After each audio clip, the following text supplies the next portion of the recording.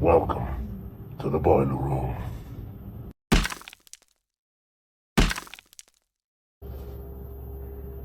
They say you should never judge a book by its cover. And in most cases, I guess that's true. I mean, some of the scariest looking people I've had visit me here in the boiler room turned it out to be very, very nice. But they also say that the eyes are the gateways to the soul. And if that's the case, well, the person in this tale may have a very troubled soul indeed.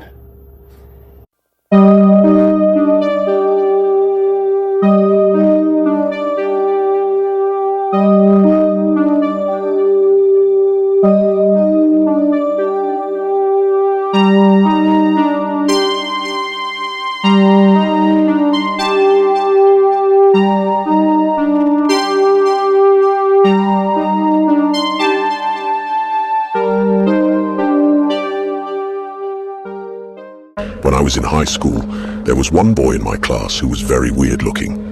Most of the other kids were afraid of him and everybody kept out of his way. He always kept to himself and never spoke to anyone. His name was Craig Igerson, but we gave him the nickname Crazy Eyes. He had the strangest eyes you have ever seen. They were large, round, bugged out, and disturbing. They didn't look human. It was as if they belonged to some sort of exotic reptile, like a chameleon or a lizard. During class, he remained completely silent, never asking or answering any questions. I got the impression that the teachers were scared of him as well.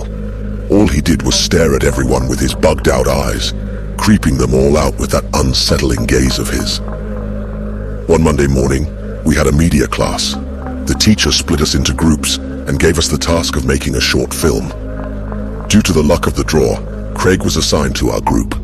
While we gathered around and discussed ideas, he kept his mouth tightly shut and just stared at all of us with his big, bulbous eyes.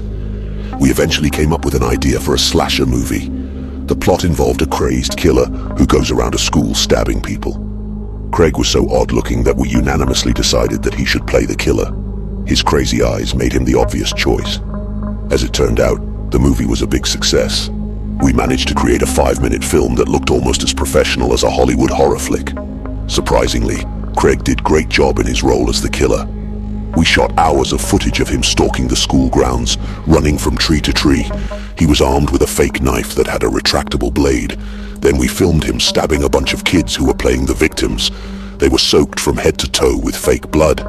Taking part in the movie really seemed to bring Craig out of his shell. He took to acting like a fish to water. When filming was complete, we all noticed a big change in his personality.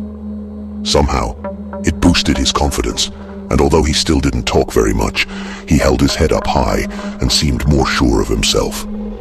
On Friday, when we screened the film for the entire class, they loved it and started chanting, "Craig, Craig, Craig." That day, he was the most popular kid in the class, and he seemed to revel in the attention. However, when Monday morning arrived, Crazy Eyes Craig was nowhere to be seen. He didn't show up for school, and nobody seemed to know where he was. For the rest of the week, he was absent from school. That weekend, I was at home, working on an assignment for school. I overheard a report on the news about an attempted murder that had happened in our town. Shocked, I glanced up from my work, and when I set eyes on the picture they were showing on the TV screen, a chill ran down my spine. It was Craig. His humongous crazy eyes stared at me from the TV screen as the news reporter continued with the story. Apparently, he had been stalking his next-door neighbor. She was a 16-year-old girl named Leanne. She, her younger sister, and her mother had been home alone while her father was away on business. The two girls stayed up late to watch a horror movie on TV Nightmare on Elm Street. During the movie, they started to notice something strange. They opened a box of cereal and took 2 bowls into the living room to eat, but when Leanne went back into the kitchen, she found that the box was empty.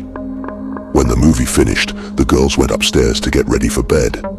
Leanne opened her bedroom closet and found Craig standing there holding a hatchet.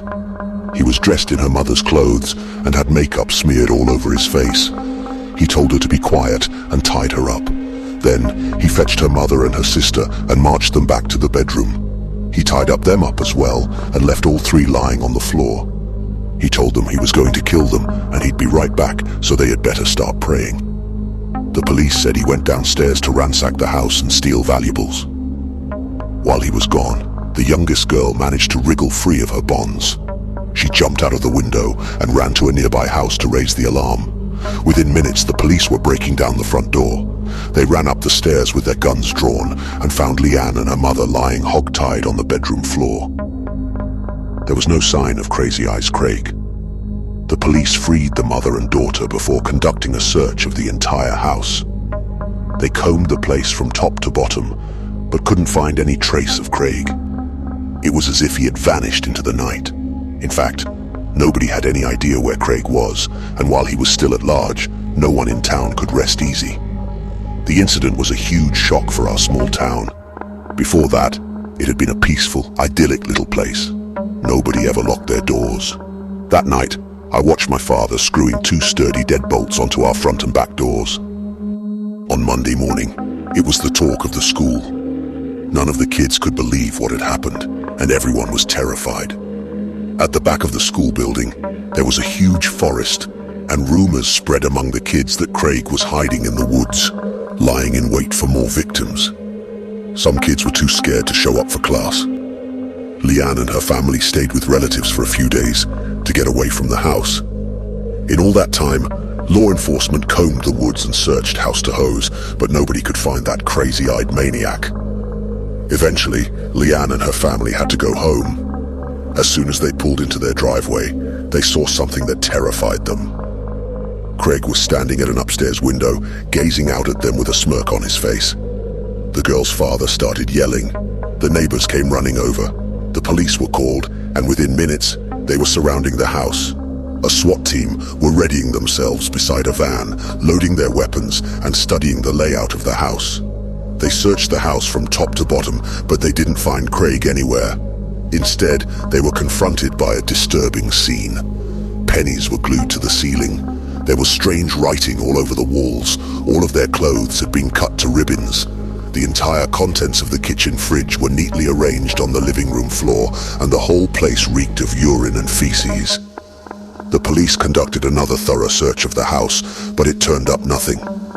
Just when they were about to give up and go home, one of the cops mentioned that he thought he had heard a faint noise when he was in the basement.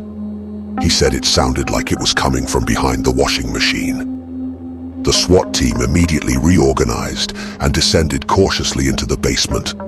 With their guns drawn, they pulled the washing machine away from the wall. Curled up in a hole behind it, they found Craig. As it turned out, the truth was much more disturbing than anyone had imagined. Leanne and her family were horrified.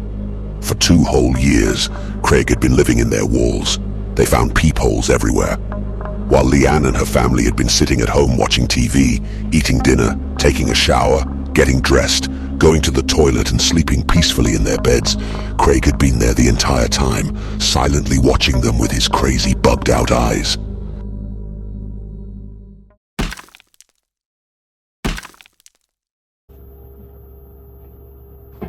Have you downloaded it yet? The Tales from the Boiler Room podcast, available on all podcasting platforms. Join us.